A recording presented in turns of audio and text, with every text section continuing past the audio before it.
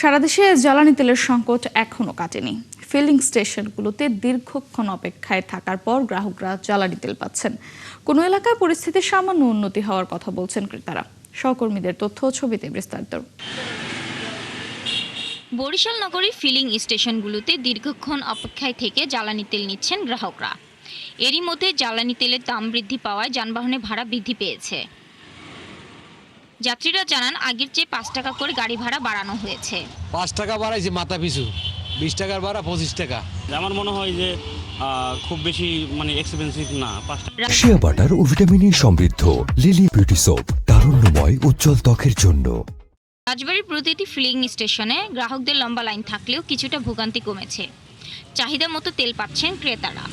গ্রাহকরা জানান, সংকটময় মুহূর্তে যারা তেল নিয়ে সিন্ডিকেট করছে তাদের আইনের আওতায় আনা প্রয়োজন।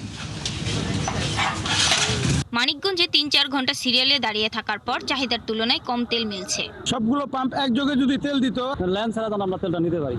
তেলের দাম বাড়াচ্ছে সরকার, তারপরেও আমরা তেল পাচ্ছি। ফেনী শহরে পাম্পগুলোতে নেই ডিজেল ও অকটেন, ফলে পাম্পগুলোতে ২-৩ দিন ধরে জ্বালানি বিক্রি বন্ধ রয়েছে।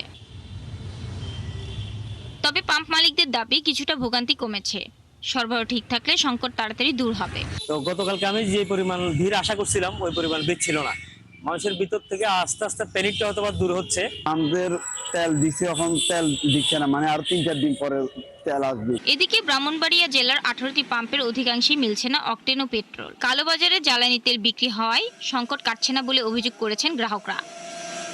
পাম্প কর্তৃপক্ষ জানিয়েছে, পাম্পে তেল শেষ হয়েছে, ডিপো থেকে তেল আনার জন্য গাড়ি পাঠানো হয়েছে। শাকিলা সিথি, একাত্তর।